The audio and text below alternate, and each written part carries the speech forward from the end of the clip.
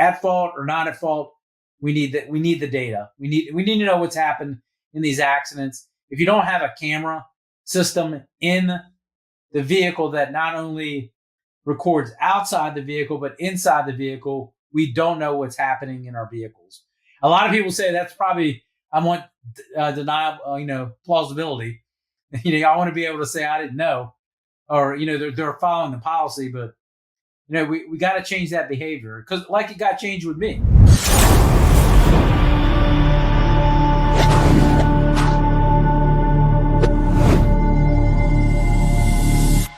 Hi, Chris McLoone here with Fire Apparatus and Emergency Equipment. Welcome to this episode of our Talking Trucks podcast. This is one I've been doing here for a little while now with my guest today, Ricky Riley. Of course, he's a member of our advisory board and a regular contributor, not only to this podcast, but also to the magazine and to the website. So, Ricky, welcome back.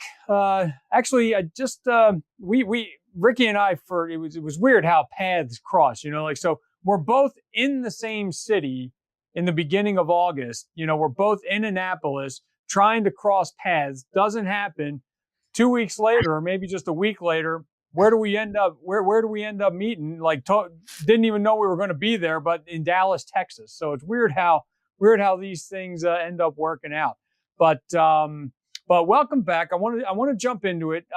There are a number of things I wanted to hit on today, and really it wasn't going to be so much of an interview, I think, with you today. Hopefully it comes off more like a conversation today. I think it usually does, but usually I've got a whole list of questions lined up for you. Today, I just kind of picked, 3 or 4 things just to hit on, based on, again, as usual, what's going on in the industry.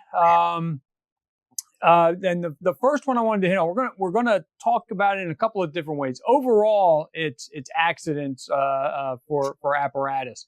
We're going to talk about just in general apparatus accidents, but what I wanted to start on was highway accidents. I recently had a chance to see in person one of those attenuators. Now this part, sometimes they're taking these attenuators. Now, I mean, I've seen them before. I see them on the highway all the time, hooked up to dump trucks. Now, recently, probably the last 10 years, we've seen a number of cities take older rigs. Most of the time, it's been pumpers. I don't think there have been any other ones, but they'll take an old pumper, they'll make a blocking rig out of it. They'll add a bunch of. It's already equipped for emergencies, but they'll add bigger. They'll add massive signs that fold up on the back to direct people. They'll mount the larger arrow sticks to help to guide people. Sometimes they're putting these attenuators on the back of them, and I got to see one in person. This one was a rig specifically built as one it was sort of more like a utility vehicle, special service type of vehicle. It could carry some equipment. But it was mainly there to set up, to set up as a blocker. The reason I'm bringing this up with you, and so I got a chance to see it, and I've just been thinking about it, and I was thinking as we get into this with you today, you are in an area that sees a lot of highway accidents. You're in a very busy area. Your rigs, most of the time, I think on your end, it's probably on the ambulance side, because those are most of the calls that you're going to. But you're in a busy area. You've experienced this yourself. Who knows? I mean, it could happen today, and maybe you don't know it yet. I mean, it's that, kind of thing. Let's not wish anything bad like that on us today. I've done that to you before. We did that at the CFSI dinner. I said so. So I apologize. And it ended up happening. So my powers are deceptive. But anyways, you are in a busy area like that. You must be thinking about these things. What are some of the approaches you might be thinking of for your department or even neighboring departments? There's a cluster of departments there that have a lot of these busy roads, especially around the Beltway of Washington D.C. Yeah. Well, let's go back to how we missed each other. I make sure everybody kind of knows that obviously Chris's son was accepted to the United States Naval Academy. What an honor that must be as a father. I can't fathom how proud you are. And obviously, I'm very proud that I know Chris and his family, and that he's going to be serving our country, and you cannot ask for anything better than that. We won't tell him about all the other military academies he got accepted to. So is that? I assume that's Mom Smart. Is that what? Is that a? Yeah, very much, very much, very much. I always say that whatever he's got that's good, he gets it from his mother. You're a smart man there, Chris. Smart man. But yeah, so obviously, that's a big deal. I mean, it's to get accepted in the United States Naval Academy, and we love having him here in the Indianapolis area. But to talk about that, these highway block units, I guess the newest one I've seen, Chris, along with that one is it's Carrollton, Texas, I believe. I think. Oh, is that the trailer? Yeah, the tractor trailer. And it's already been hit. So I think I saw something today. They got hit while the rig was out there. It's for us. Like you talk about our beltway. The beltway around Washington D.C. and it's about 35 miles of beltway, and then we have other high speed roads that go east and west rather than just north and south. And so it's a large number of mileage, so 20, 30 miles of the Capitol Beltway, then we have Baltimore Washington Parkway, then you got the east-west routes. So for us, obviously not making operational decisions for the organization is that, where would we put it? How would it get dispatched? How quickly could it get there? How many, are we willing to invest the amount of money that goes into that rig and then dispatch it to every beltway call? And for us, all it's got to do is start to rain just a little bit, or, snow or anything like that. And then we're running multiple incidents on the Capitol Beltway or any of those high speed roads. So I meant the chances of it actually getting to those incidents and having a positive outcome, probably slim, but, are we willing to go, yeah, we need to do that? And I just don't think they've discussed it yet and how we'd staff it and all that. But I mean, for the departments that are doing it, phenomenal. I mean, if you're able to, every time you go out on a high speed interstate, send a blocking tractor trailer or this blocking truck that you said that you saw. I mean, that is all good, because none of us, there's no department in the country today, regardless of size, can afford to have an apparatus hit or damaged. They were just on the Eastern Shore of Maryland here in the last couple months. Oh, they got a brand new E1 delivered, and it had to be the first month it gets hit, on Route 301. I believe it's Route 301, which is, one of our roads here. But 30 days in, your fire truck's destroyed. I mean, they were having to order body sides and, not just, let's fix a compartment or two, but just, this whole thing. So I really don't know, Chris, what the answer is. It's interesting to go out. I try to run those calls in the interstate, but look, they scare the living bejesus out of me. We've had ambulances, yes, that have gotten that hit, but I mean, we've had a large number of fire apparatus that have been destroyed. I mean, literally destroyed by tractor trailers and high speed vehicles. I mean, rescue squads, engines. I mean, ambulances. I can't even count on my fingers and toes. And most of those are just due to what I perceive as inattentive drivers, impatient drivers, not paying attention to what's going on the roadway. And obviously, I don't think those type accidents are nearly as chronicled as they should be. Obviously we may do a near miss report on it, but do we really dive into what caused the accident? What did the police charge the driver with? Did we get any kind of information about, was it distracted driving? Was it road rage? Was it, skipping traffic, whatever it was. And, I think Daly, I'm sure, has probably got a lot better information about that, but it's critical to capture all that. And we try to do that a lot with safety systems. And I know we'll talk about that in a minute, but the highway accidents, I mean, just looking at fire apparatus and emergency equipment's website, I mean, that's every other day almost. You see something on there. And we were talking about something before the show started, and I click on the website, and there, sure enough, there's an apparatus accident on there.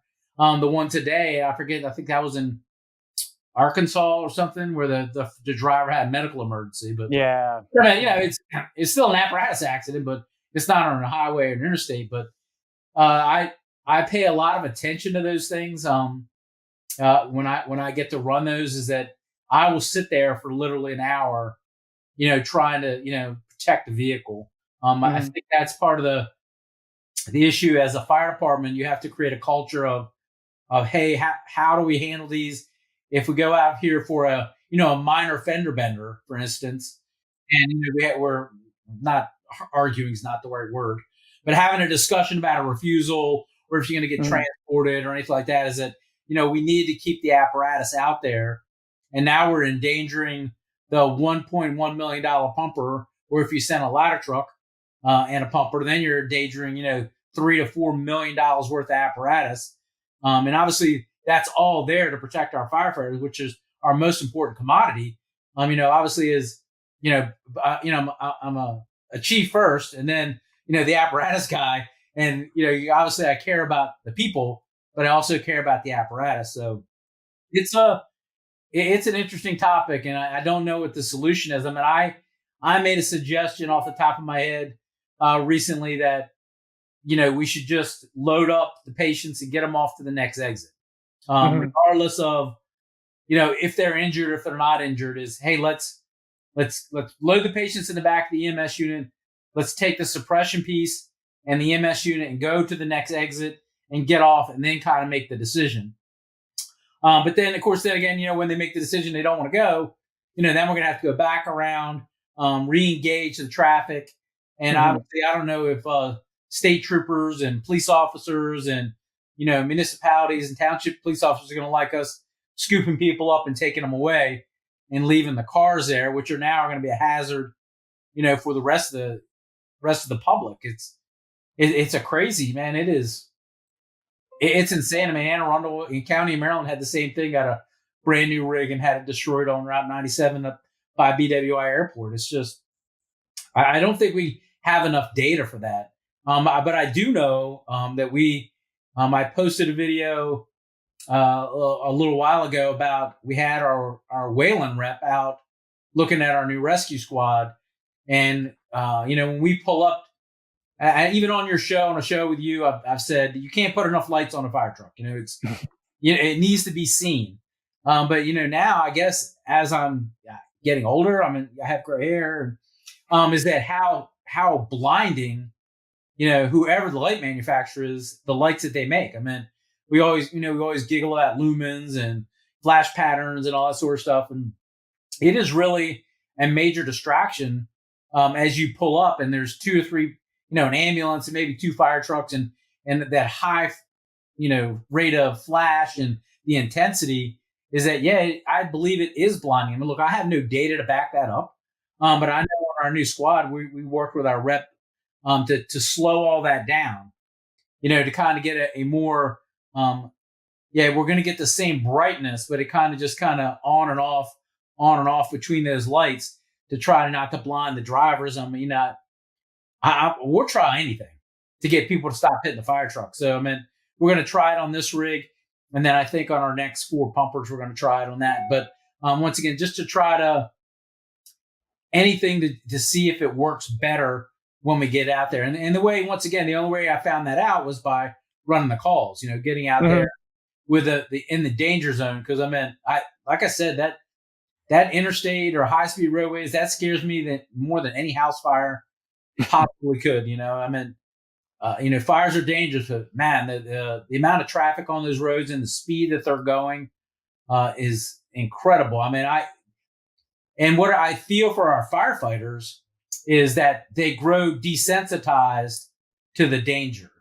If they're out there, if you're on one of those companies that's on the Beltway or a high speed road, and regardless of where you're at in the country, if you're in that environment every day, I think you grow desensitized to how dangerous it is. Once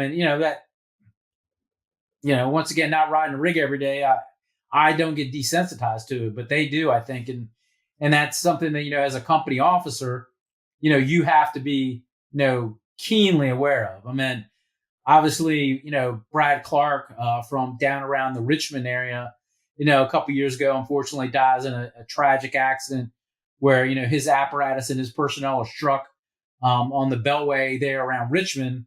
And, the only thing that saved the lives of his crew members was that his attentiveness to the accident scene, always keeping your head on a swivel, rather than worrying about, as a company officer, when you're operating in those environments, rather than worrying about, hey, the firefighters, are they getting the right refusal? Do I have enough flare set up? Is that, I obviously I don't know for sure that, but he's looking, uprange and downrange. It's like, all right, what's coming at my people? And, he was able to, get out, clear, get out of the way, scream. I'm sure he screamed a lot more than that. His two firefighters that got struck were, pretty badly injured, but survived. And unfortunately, Lieutenant Clark, was killed because of the incident. But once again, these highway incidents are insane. So I'm sorry. So did I answer your question? Get off on one of my tangents. So. Well, no, that's okay. But I liked the one part of your tangent there, and I think it was there were two things that you said that are tied directly together, and that you mentioned we might fill out a near miss report. And then later on, you'd mentioned, I don't remember the specific context, but it was, we just don't have enough data yet. Yeah. And then you said, you don't know what the answer is. I don't know what the answer is.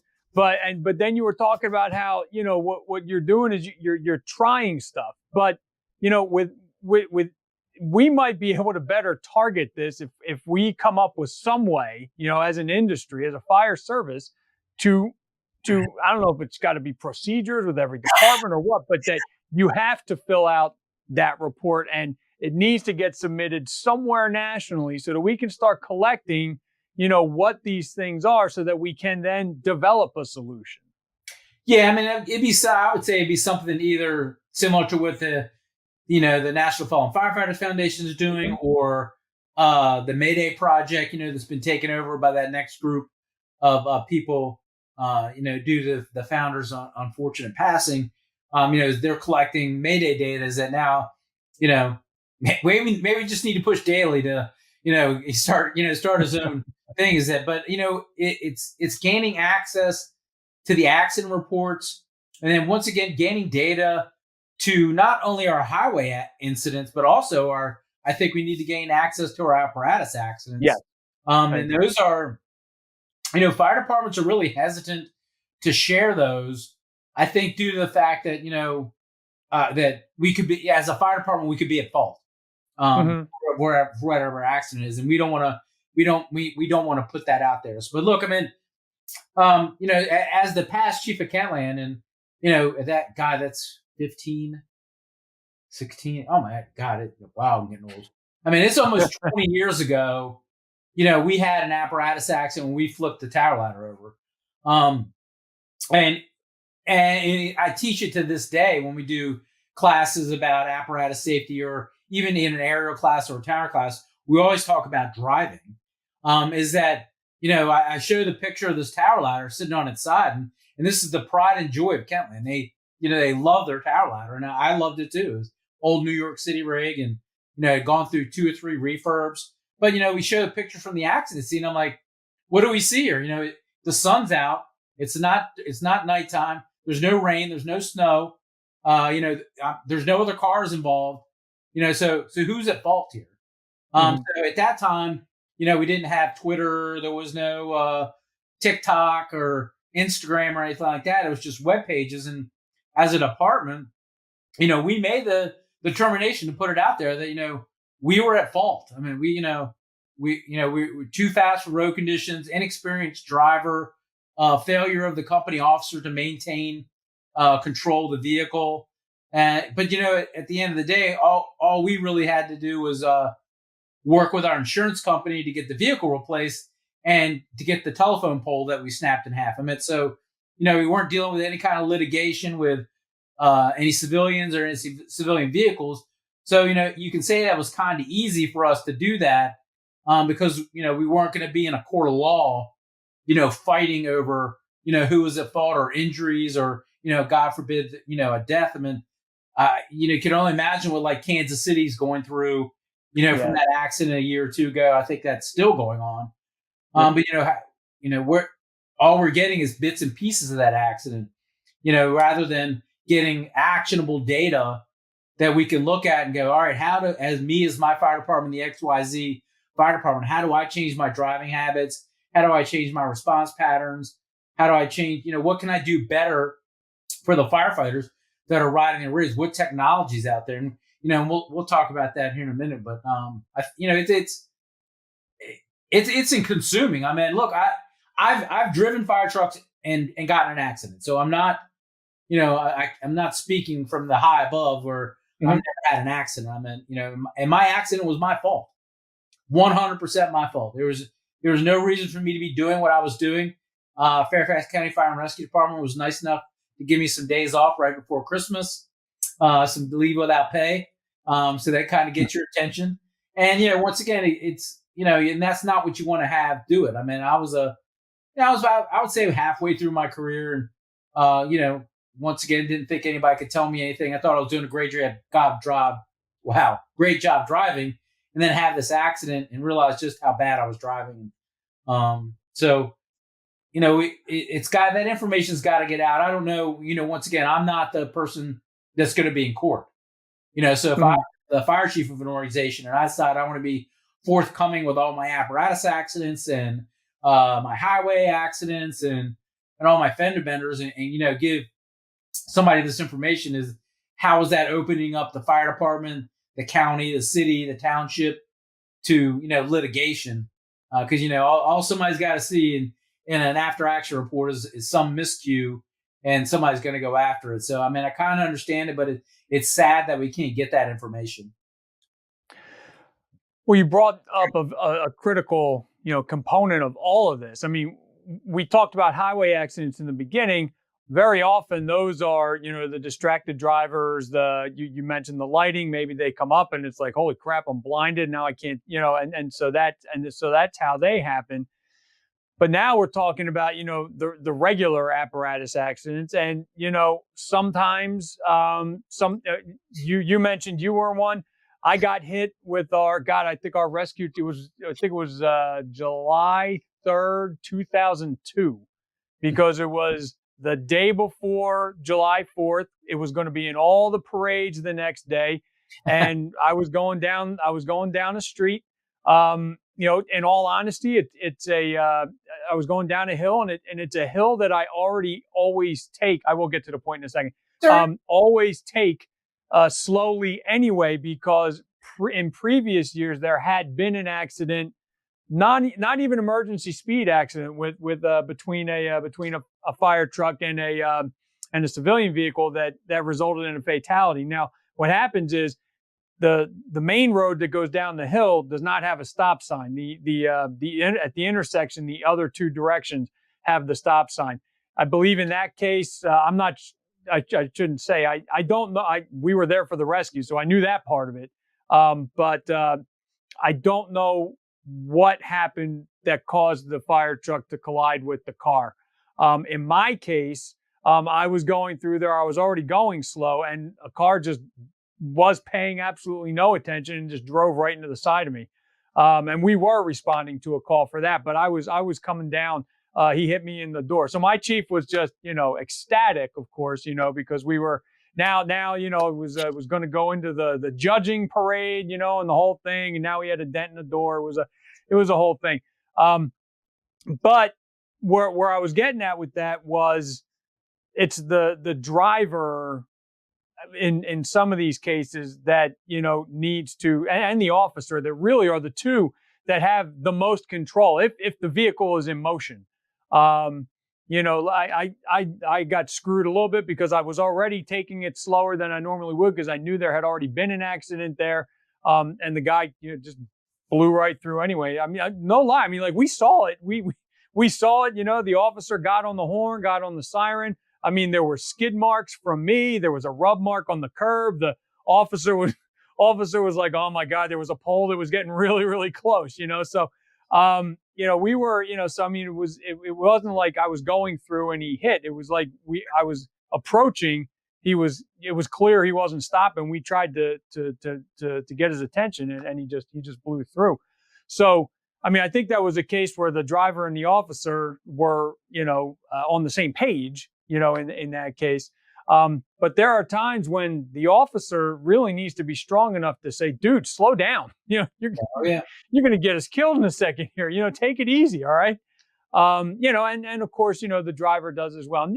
There's nothing, you only overcome inexperience by gaining experience, So, I mean, as you get older and you become a more seasoned driver, you kind of, like as my old chief used to say, you kind of know when to kick it into gear and when to, ease off a little bit. And that is a hard lesson to teach. You gotta teach that over time.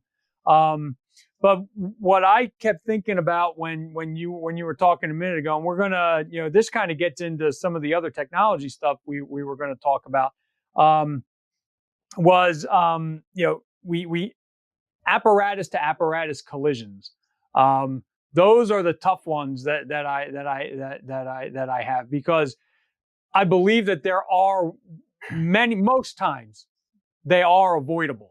We just had one last month in Pennsylvania. I think we had one maybe in March or April. I think there was another one up in Luzerne County, and it's at the intersection. And to me, that's likely going to be driver behavior. Yep. I mean, it is. I mean, I didn't freeze there. I was just trying to think how I wanted to say. Is it? Yeah, well, I know, because you don't. I mean, you never know the whole story. You know what I mean? So I don't want to put you on the spot. So if you want to move on, that's cool. When we hit each other, it's somebody's fault. I mean, there is no intersection that you get to that's all green lights in both ways. I mean, because I think there's probably not a fire department in the country that doesn't have a driving policy that says, when you get to an intersection, a controlled intersection, you have to come to a complete stop, gain control of the intersection, then proceed through. And then, look, man, I'm not driving rigs anymore. And I drove rigs for a long time. And, I don't want to slow down all the way because I don't have to get the rig back up to speed. But, we have to understand our environment, where we're responding to and who's responding from where. That's an awareness piece, is that, if, whatever this last one you just had, because the other one you're talking about is with the ladder truck, right? In the rescue that was up in Luzerne. So who's going to come to this intersection? How quick did they get out? It's even worse for volunteers. I mean, at least with either a combination system or a career department, we know that, hey, we're going to get out in 2 to 3 minutes.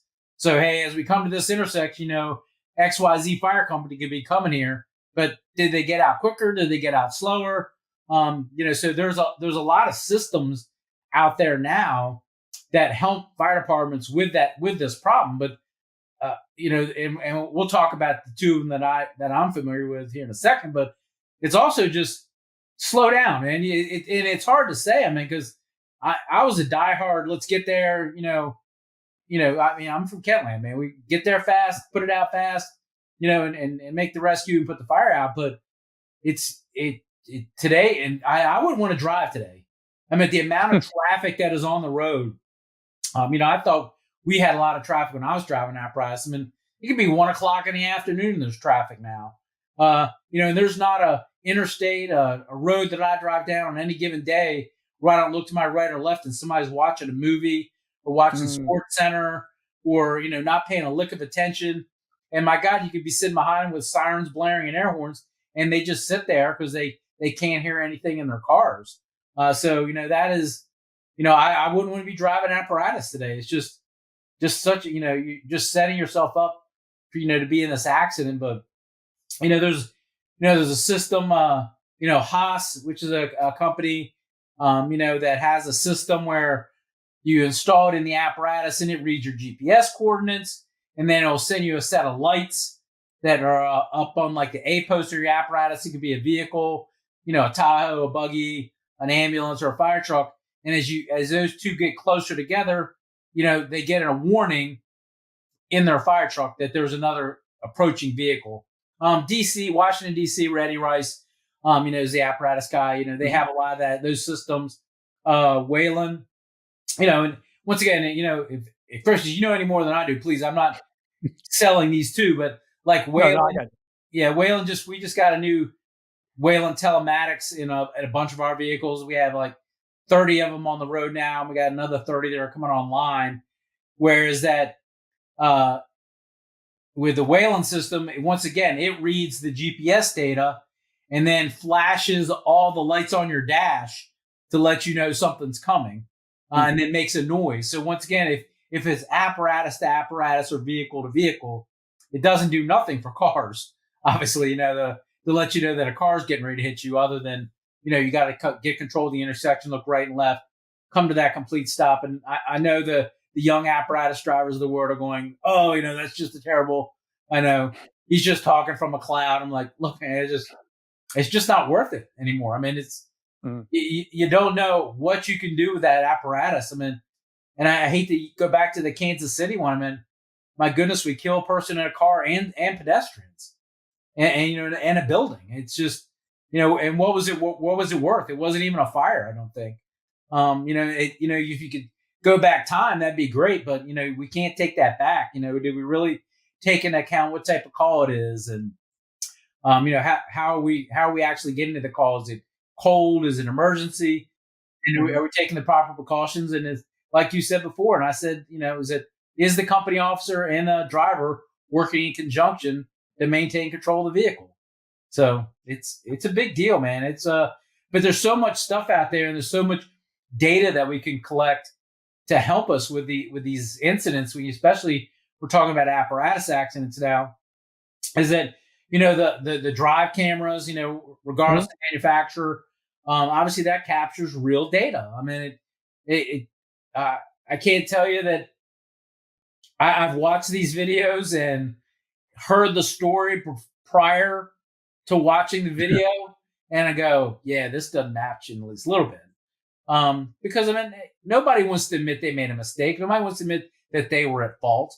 Obviously, as a driver, I'm sure your insurance company would tell you, do not say anything, do not admit fault. I mean, I think it's right on the piece of paper that comes with my my insurance card. It says, do not admit fault, because you just don't want to get into a, litigious, situation. But we have to be able to gain that information and understand what actually happened. And if we're in the right, we're all good.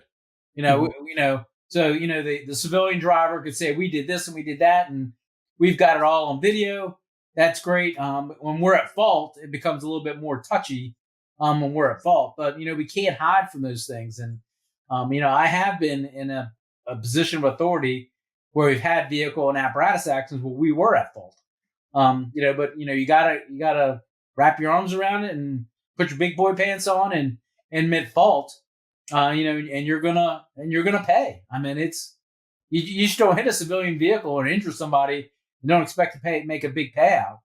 And then obviously have to change maybe some of your driving standards, and then are you actually gonna follow those? Because good Lord, if you're having driving standards, there's gonna be a lawyer that's gonna find out. But but even beyond the litigious part of it, and you touched on it a second ago. Fact of the matter is that we, regardless of the call, we were called to help someone, and you were like, what was it worth? Now we have taken an entire unit out of service. They can't get to where the help was needed. We possibly have injured a civilian in the process. We possibly have injured firefighters in the process. So now they can't, even after we go back in service, they're going to be out for a while. They won't be able to help, those people in need, which is why we're here to begin with. So we got to stop making it harder. Yeah, it is. It's, I don't envy anybody that's got to drive apparatus anymore. I don't envy anybody that has to drive an ambulance anymore. I mean, I'm in control of my vehicle, my buggy, but I'm old. I've got gray hair. I'm not going to put myself in that position. I come to complete stops and stuff like that. But that's just, as I've gotten older, it got more important to me. I was surprised I survived this long. So I want to, I want to keep it going. But One other piece of advice I got that I always felt was pretty good was when I was first learning when I was first getting trained to operate our rigs. The chief engineer who was training me at the time, and this goes to this takes it. This is an even different approach to what causes the accident or whatever. But he said make sure the people know what you are going to do. The drivers that are tentative, that are indecisive about the move they're going to make, those are the guys that cause the accidents. Not all, what I'm saying though. Yeah. But those, that indecisiveness and that almost lack of confidence can also cause an accident. So always make sure that the people coming toward you, the people next to you, make sure they know what you're going to do. Because if you're indecisive at all, it's almost like when you come to a stop sign and nobody knows, nobody knows who goes first, and then everybody makes the move at the same time. I mean, I found, once again through trial and error is, obviously as a young apparatus driver, it was, I'd come down to that intersection doing 40, 50 miles an hour, air horns blowing, side lights flashing, thinking everybody's going to get out of my way. And then, when a lane opens up, I'm jogging right and left. And, so imagine you're in the car, a civilian car, and you got this huge thing coming at you, the flashing lights and siren and noise, and you're looking in your rearview mirror and he's going right and left. Is that, finally somebody told me, and I wish I could remember who did, is that, hey man, slow it down, give them time to get out of your way. You don't have to come to a complete stop. Look, it's a lot easier to be rolling at like 30 miles an hour and, have all your audible, devices on, all the lights on, and let them figure out how to get out of your way. And then when you got the green light, you can just press down on the accelerator and gain speed rather than, 50 miles an hour, come to a stop, they move a little bit, and then another car gets in your way. Just give them time to get out of the way. And it kind of goes back to a lot of this traffic preemption stuff, whether it be through, Haas, Opticoms, company called Through Green that, we're actually dealing with, where, they set up a zone in the intersection. So as you approach, it hits the satellite sends a signal to the traffic control box, turns the light green, but you got to let all the traffic's got to get out of the way. So, now they're setting that parameter farther and farther back in the intersection, depending on how busy the intersection is to allow all the traffic to clear out. So, yeah, it's, all people see is, oh, the light turns green. Well, we got to let all the traffic clear out so we can get the apparatus through. So, for us, it would be, let's not do 40 or 50 miles to the intersection. Let's slow down, let the traffic clear out, and then we're going to keep on going and still have some of the momentum. One of the things that we teach a lot when we do our training is to actually try to get the apparatus up to speed. And, then the instructor will go, all right, red light, and here comes the car, and then try to stop the apparatus. And that usually gives you a pretty good indicator that you're going to cream a car in the intersection. No matter, I'm doing 40, it's not a big deal.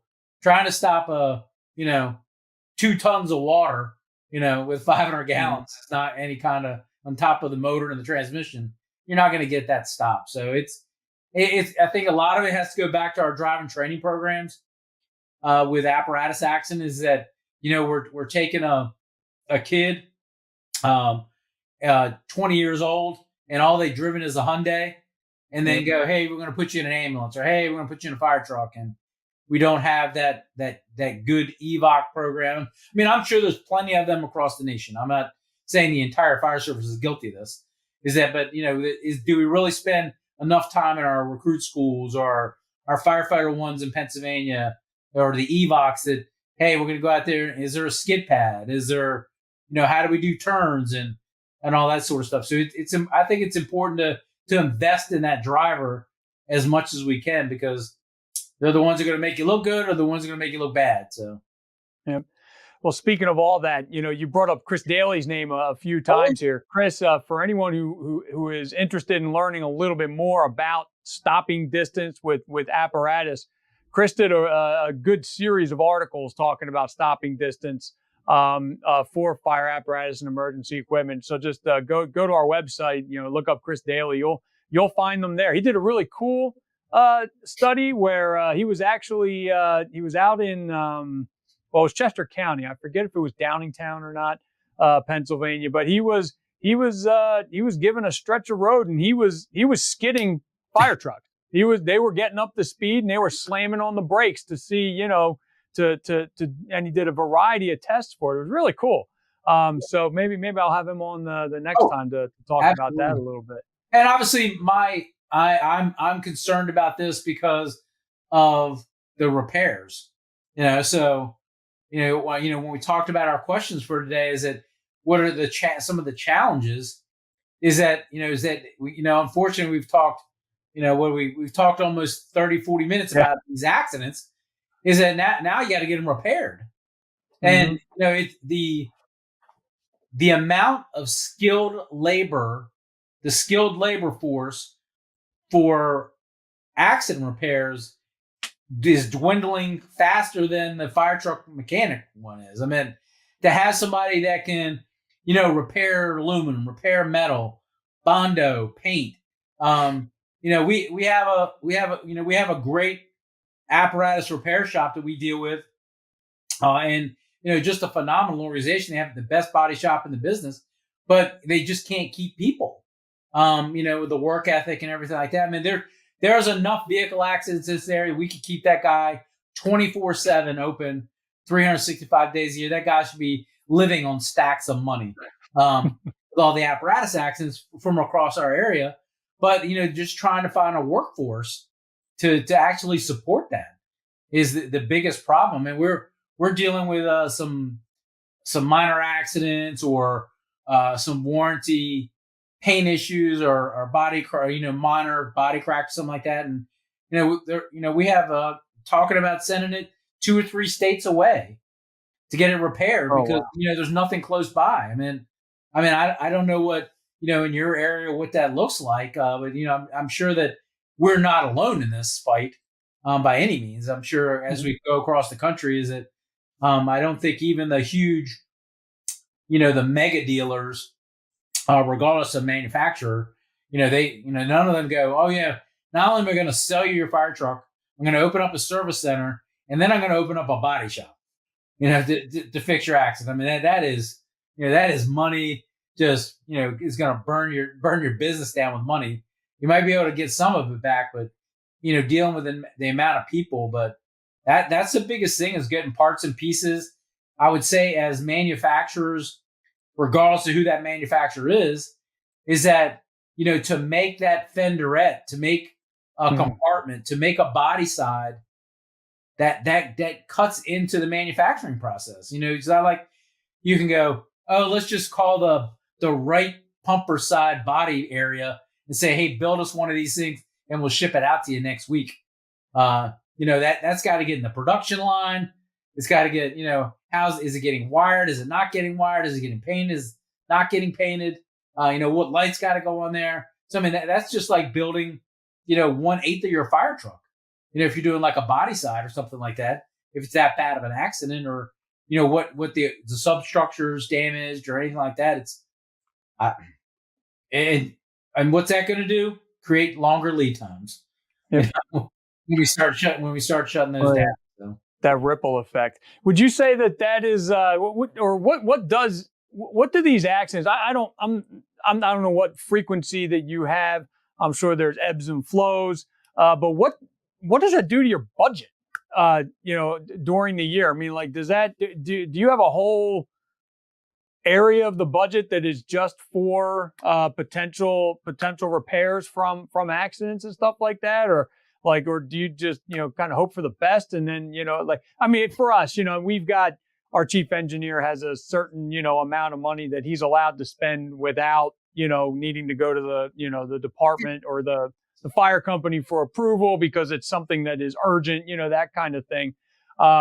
But we've got an engineering budget during the year, but the accidents could especially with the cost of labor and the cost of the parts these days, does that just blow your budget out of proportion during the year?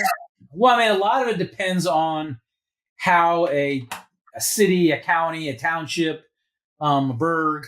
I want to make sure I got the burg in there for you Pennsylvania people. Is it how they operate like that? So I mean, is it insured? And who insures it, or are you self-insured? There's a lot of municipalities that are self-insured, and that is, and I wish I could tell you. I wonder why they do that. Because it's got to hurt. We have a certain amount of money that we put away in the budget each year for accidents, just to get vehicles repaired. But we also file, an insurance claim, and whenever that money comes back, could go back into a general fund.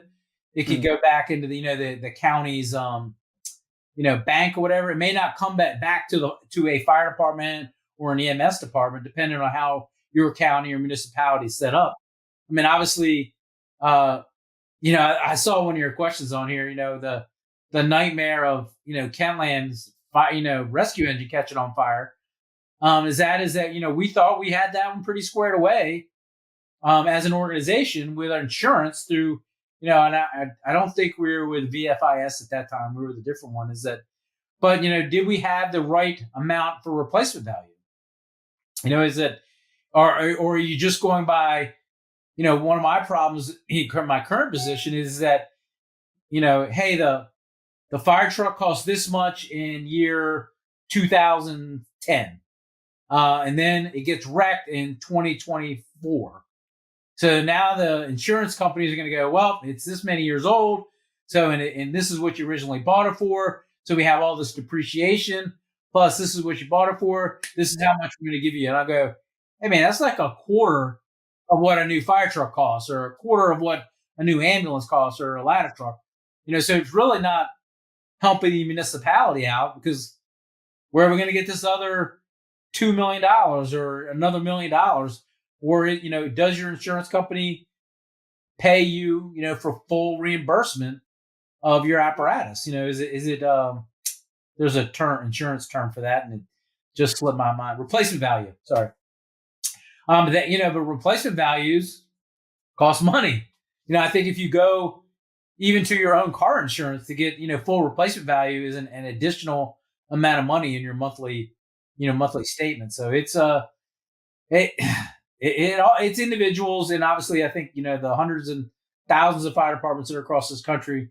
Each city and municipality has a different way of dealing with it, but like I'm sure yours in PA is probably VFIS or something like that, and they're selling you a package and this is what's in your premium, but unless you got somebody's bored one day and goes and reads the policy, and then you as an organization are probably betting on you're not going to get in an accident. Do I really want to put all this money up front in monthly premiums or yearly premiums, and then we're never going to cash in on, the premiums, which is good. I mean, I don't want anybody to wreck a fire truck, but you are spending a lot of money. So. Well, you mentioned the Kentland squad, and maybe I'll pivot us a little bit away from all this accident talk. Although before I do that, did you wanted to talk a little bit about the VDR, didn't you? Yeah. So we were talking about the cameras, the HOT system, the whaling systems, and once again, there's more systems out there than that. So manufacturers, please don't hold it against Fire Apparatus and Emergency Equipment Magazine. Please tell us about them. Contact Chris. He'll send one of his writers to go write about it, because we need that stuff in the magazine. So everybody is aware of it. I mean, Chris, bring me back in after I get done this tangent. As a manufacturer of whatever, whether it be a ladder rack or a system that controls traffic signals or warns and stuff like that, is that people don't know about them by whatever little advertisement that you may be doing. I mean, they have to know about them by reading it in a magazine, reading it on a website, understanding it. Because as a builder of fire apparatus, not a manufacturer, but as a builder, doing specifications, that if there's something new and great out there that is going to protect the fire truck and, more importantly, protect our firefighters and paramedics, that is something I want to look into. And the challenge, I think, now for us as an organization is that we're getting all these systems on board, and of course, that's money. It's a monthly fee. Hey, this is important, that's important, this is important, that's important. This is going to help our firefighters. This is not going to help our firefighters. And so now it's, now we're paying for the hardware and the software for, now we're paying a monthly fee. And then how many fees do you really want to pay, to get all these safety features? So it's kind of a big deal. It's $25, $30 a month for some of these systems. And, if you have a huge fleet, I was looking at a price the other day, for 100 units, it was like $19,000 a year. We're paying close to $60,000 a year for cameras. There's a price that comes with that, but I think we get a lot of that back, especially when we have an accident. Is that we have this data, we have this information to go forward. And Chris, please ask me the question that you asked me because I forgot. The VDR. I thought you wanted to make a comment or two about the VDR. So usually might be another tangent for you, but it is. I'm sorry. Thank you. Obviously I usually beat up NFPA about all the stuff that they do, but they do a lot of good stuff also. And I think we kind of went in the right direction with the new NFPA standard. I think you had Bill Peters on and Eddie Rice, both members of that NFPA 1900. But they take a VDR out. The VDR is the black box for the fire truck. It tells you everything that's going on in that fire truck. And look, I think I'm pretty good with computers, and it's a challenge for me because you don't get proficient in the program because, one, you don't want to have an accident, and two, is it an accident worthy to download the VDR? But this black box, tracks acceleration, tracks braking. Did you have your emergency lights on? Were people seatbelted? Were they sitting in the seat? You can have all these sensors that come in. And you have this dump of data, and it's by the second. You literally know from the minute that driver lets his foot up off the accelerator to move from the accelerator to the brake because he sees something bad's getting ready to happen. You're getting all this data, and that is important data from when we're doing an after action report, we're doing a significant incident report, whether God forbid we're doing a firefighter line of duty death. Or, we're going to go to court. You got to have that data. If we're in the good or the bad, I can't speak for any organization other than what's in my brain. For me is that I want to have all that data there. Is that, did we do right? And then the amount of data that we store, even in a truck file. So, obviously, you can either do it electronically or by paper. It doesn't matter to me. But the history of that vehicle, the couple times we've done depositions is that, we got to bring the whole truck file in. When was the last PM? When was the last brake job? When was the last, state inspection? What systems were operating, what systems were not operating. And we can gather all that information. I just met with, our favorite manufacturer last week where they're trying to develop a system for me to be able to go to a dashboard and tell all this stuff, and I'm highly excited about that. Is that it's got a camera system, it's got a maintenance system, it's got a emergency lighting system, it can tell you when people aren't seat belted, it can show you GPS, and I'm just like, oh my God, all in one computer screen, and yep, that's our plan. I'm like, you're going to make $1 million. For me, you're going to make $1 million, but there's a lot less, fleet managers than there are regular firefighters in the world, where I think that's important information. The current NFPA standard 2024 deletes this VDR away, and I can tell you, I believe in my organization and my boss, we're always going to have it because we want the data. We want to know what happened, and we dealt with that with an Apparatus accident where we downloaded the VDR and found that nobody was injured. There was no civilian vehicles, just so we get all that out there. Is that, the seatbelt sensors and the seat sensors have been unplugged. And in this particular manufacturer, when you did that, there was no warning light. So when you disengage the parking brake, usually if you don't have your seatbelt on, you're not seated, you're going to get this flashing light. With any, there's certainly a couple manufacturers out there now that if that plug comes unplugged, when you disengage the parking brake, the light's going to flash and you're going to get a message on your in fire truck display screen. This particular fire truck did not have that. They since have corrected that, but being able to read that VDR data and go, all right, this is a problem. How can we not have a driver in the fire truck that was moving when we hit the telephone pole? I mean, it's just going back and learning the data. Now, there was no discipline. There was, because who's going to come back and go, all right, it was unplugged on this date, and this is the guy that did it. Come on, we're firefighters. We're not, nobody's going to sell anybody out. But at least now we knew what the problem was. We were able to identify it and go back to the manufacturer and go, hey, we can't have this happen. So we need some kind of signal wire that lets somebody know that a plug's unplugged. So, but this, I think it's ludicrous to take VDRs out of Apparatus. I think it's that information. I can't imagine that Chris Daly thinks it's a good idea either when they're doing reconstruction of an accident. Once again, at fault or not at fault, we need the data. We need to know what's happened in these accidents. If you don't have a camera system in the vehicle that not only records outside the vehicle but inside the vehicle, we don't know what's happening in our vehicles. A lot of people say that's probably, I want deniable, plausibility. I want to be able to say I didn't know, or they're following the policy, but we got to change that behavior, because like it got changed with me. I mean, once again, it was Fairfax County Fire and Rescue came down and, hey, Ricky, you're an idiot. You shouldn't have been doing this. You were driving recklessly.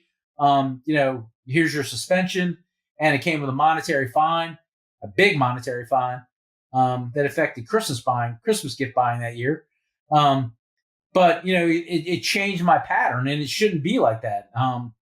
It should be that the company. I'm going to reiterate it. I'm sorry that we talked about it a couple of times. That that company officer. Now do we not only do we put discipline and charges on the driver, we do put it on the company officer also for not controlling what's happening in the vehicle. I mean, I know it sounds sucky, to a young firefighter. I get it. I 1000% get it. But the amount of information, data, CCTVs, anything we're able to capture, go to a gas station and get the intersection camera.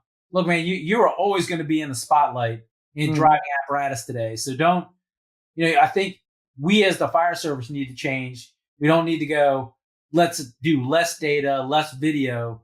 I think it's our responsibility to do better when we're driving our apparatus and equipment on the roads today, and understanding the environment that we're driving in, rather than going, oh, I don't want any of this in there because I don't want it to tell the truth. And that's it. I wouldn't want it when I was driving. I can guarantee you that. But I learned my lesson. I paid a hefty price for it, and it made me a better driver, 100%. So. Well, so I do want to get back to the Kentland squad. And the reason I threw that out there was that I was thinking of things to talk about. Like when we're just talking trucks, there's a million different directions you can go. But it's been a while since we talked about that truck. It's been a while since you wrote the article that delved into how quickly you were able to replace it when it didn't just catch fire. I mean, it was a flammable liquid that went under it and lit it up, if I remember correctly. It what was that? It burned to the ground. Oh no, I remember the big. Oh yeah, it was. I remember seeing the new one, or the current one, at FDIC one year, and gosh, it's going back a ways. How's that rig doing? I mean, I'm sure it's still in service, because Kentland doesn't mess around when it writes a spec. But still trucking right along there. I mean, can you imagine burning your fire truck to the ground and then a year later you get a new one? Imagine those days. Remember those days when you could get a fire truck in a year? I mean, that was something special. I'm here to tell you. But no, I mean, it does good. I mean, there was a couple. There was a couple design problems. It got in an accident here recently. As a matter of fact, right before the show, I got a phone call from the president, and the bumper came in. But the bumper's been on order for months now. That's a big piece. So like with our rigs, and as the fleet manager, we have spare bumpers laying around because that is one of the top things that can't be built in a timely fashion. But with the rig in particular, I would say, obviously the amount of equipment that they put on it, which is a good thing because they want to be able, it's a rescue engine. But as vehicle complexity grows, as the strength of the vehicles and the A posts and the B posts all grow, and takes bigger cutters and better cutters and airbags and jacks and lifting systems and all the stuff that comes out for vehicle rescue. The organization that they have there, Kentland, the administration and the operations section, they keep ahead of that, and they spend money on the right things. I give them a lot of credit. We're not spending money to go to a parade. We're not spending money, to buy a 90-inch TV. They're spending money to get the rigs out the door and to do the right job. But I would say the biggest thing is a couple of the shelves started to bow, just because we didn't spec the right poundage for the weight.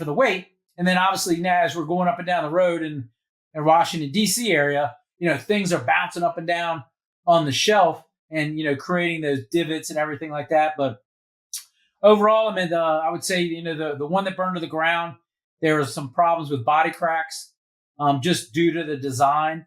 It was one of the, it was very early, the type of that heavy duty rescue body that the manufacturers started to do. And, so obviously there were some flex issues because that is a lot of side body. This new one has had none of that. Obviously they got, the engineers with the plastic pocket protectors, they got all that straightened out. The rig is got a lot of miles on it. It showed its wear. So it's been in, I want to say, so that was what, 2016, 2015. So that rig, ways ago.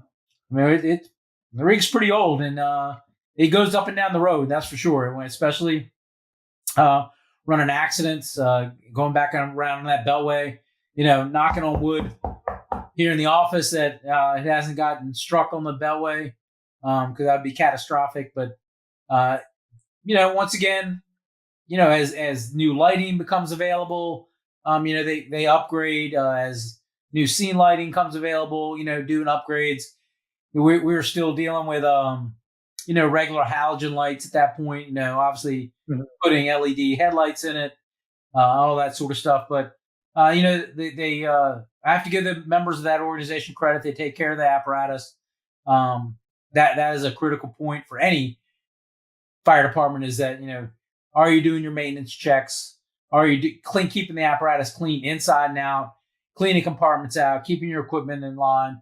So you got to give them a lot of credit for that. They do care operationally how that thing runs calls, but still going to fires and then goes to accidents. They got it laid out pretty well. I got to give the organization a lot of credit for that. So. Well, what some may not know is that you've also got a little bit of a consultancy going where you'll work with fire departments on their spec and on designs. And before we wrapped up today, I was just curious if there are any challenging consulting jobs that are going on for you right now. And what's the nature of the challenge? Difficult companies or fire companies, or is it just the challenge of not having seen a particular design before that they're asking for and having trouble figuring it out?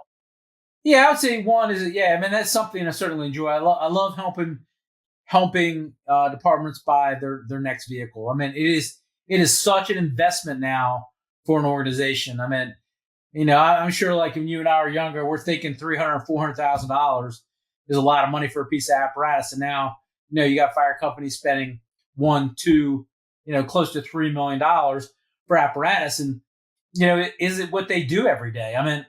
Obviously there's more than just me that does this. I'm not nearly as busy as I would like to be, but if you're going to spend this amount of money, get somebody there. Hey, you don't have to hire somebody. I would like for you to hire me, but phone a friend, look on the internet, get as many ideas as you possibly can, and then figure out what's going on in the fire truck world. I mean, there's no way a volunteer fire department that you have somebody that could go, I know what's happening at this manufacturer. I know the latest technology. I know what I need on this rig. I know what, whether it should be relay logic or multiplexing. I know what the best lighting package is. I know what the best pump is. I know what the best valves are.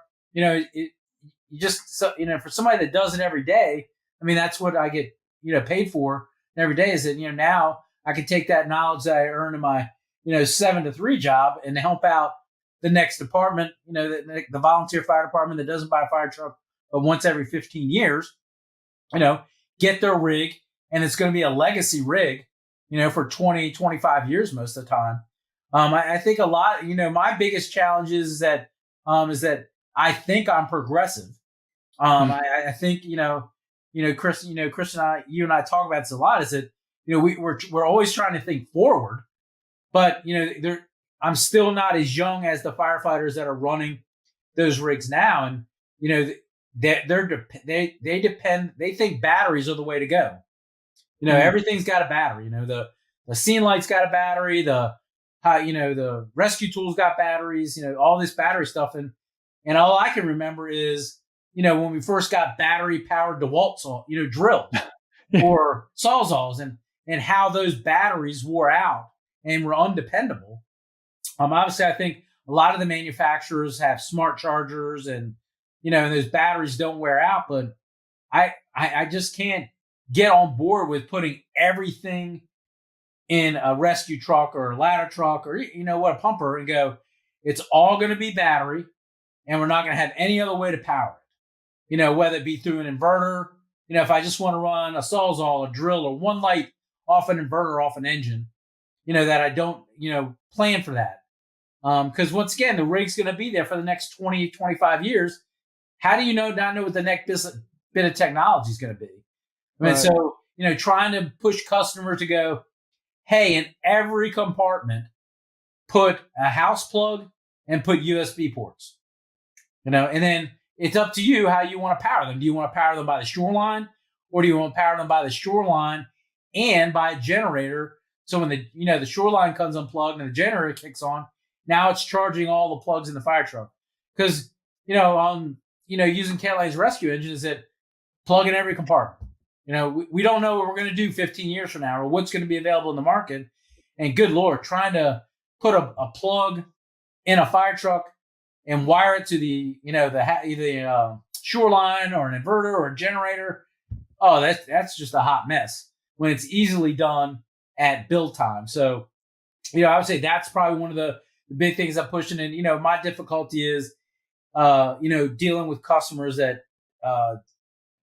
I think are just so sold on the battery thing. I understand that a generator costs money, and I understand that it is not what it used to be. But I mean, at least have like a little 6K something in there that, you're able to power something or power the biggest thing on the rig. If I show up with my battery powered, rescue tool and, I still want to have a hydraulic backup, we're the fire department, we can't put all our eggs in one basket. Hey, it's great that you want to use a battery tool. And I don't know who'd want to use one of them things because they're heavy. I mean, those battery powered tools are heavy, regardless of manufacturer. And then, but if this doesn't work or the battery fails or, hey, we got a hydraulic backup and we're able to turn on the pump for the hydraulic tool with the generator. And, just always thinking of that stuff rather than thinking about the money. I think that's one of the problems that I'm dealing with, you deal with now is that, their budget is this big. And with the exorbitant amount of cost of now of a fire truck and fire apparatus today is that they're looking to cut things, and I'm like, oh man, this is, once again, I've said it 3 times now, the truck's got to last you 20, 25 years and you don't know what's going to happen in the next 10 years. So let's not get too carried away with cutting. And then, you get 5 years into the rig and go, oh, I wish I'd have done this. I'd have wished I'd have done that. And I just, just try to steer them towards that. Is thinking about the rig 5 years from now, 10 years from now, building space into the truck. So hey, we don't have to have every inch of every compartment full of stuff. Is that give yourself a little bit of leeway that when the next new thing comes out, that, I can take the old thing off and put the new thing on and it's going to fit. So that, once again, a big deal with, I think with consulting and speccing rigs is understanding the big pieces and then working down to the little pieces. I think a lot of the concern now, and I'll end on this one, Chris, and can ask the next question, is that I'm starting to worry about flow rates with our pumpers. Is that with all the piping and the turns and the elbows and with our apparatus, we're dealing with a 29-foot engine and we want a 45-inch pump panel, to get that, off the pump to a valve, to a handle, back to the back of the rig could have like 5 or 6 turns in it. And, now flow testing that pumper to get it to match not only with the pumpkin output, but now I need to worry about what hose I'm using and what nozzle I'm using. The nozzle and the hose technology has outpaced the fire department, has outpaced hydraulic calculations. It's outpaced it. I mean, this manufacturer has their calculations for their hose, and then this manufacturer has their calculations for that hose. And there could be, one manufacturer could have 3 or 4 different brands of 1 3/4, and they could all have a different friction loss. But, when we go to fire school or go to an engineer school or a pump school, they're teaching you, this is it, Q square, 15 Q square. That's it. I'm like, I redid a pumps class in the last year, and I'm like sitting in class going, hey, look, I know that's what you're teaching, but the hose that we're carrying on the fire truck does not match any of this math.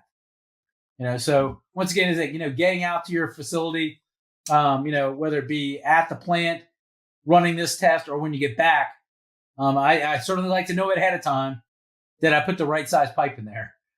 Is it, am I going to go 2.5 all the way? Am I going to do 2 inch? Am I going to use 1.5 inch? Whatever the piping is that I need to flow for my particular rig. So once again, another concern. So. Well, we have covered quite a bit today, Ricky. Yeah, you got me wound up, Chris, early. So. Yeah, well, hopefully you can sleep tonight. I have no doubt I'll be able to do that.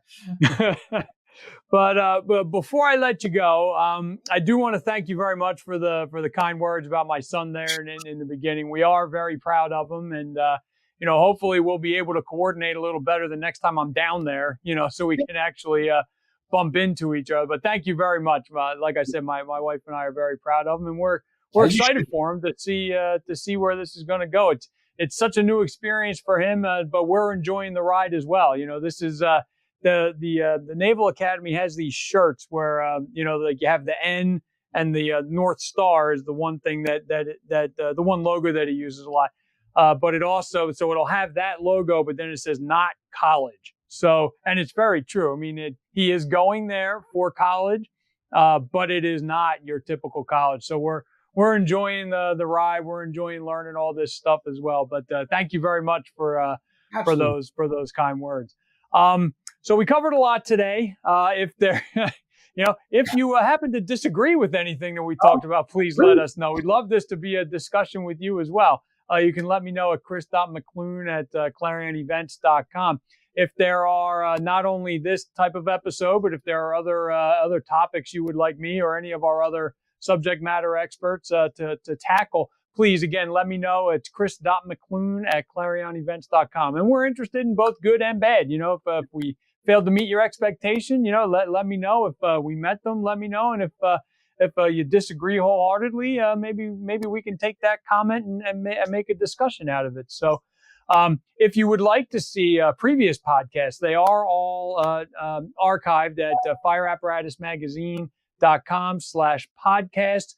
But if you also subscribe to us on your favorite streaming service, we're probably there. Spotify, iHeartRadio, Apple Podcasts, we're on a bunch of them. So just check it out there as well. They'll all be archived there. So again, this has been Chris McCloone with Fire Apparatus and Emergency Equipment, together with Ricky Riley, and we've been talking trucks today. So everybody, please stay safe and have a good one. And we will see you soon. Thanks again, Ricky. Absolutely, Chris. Thank you.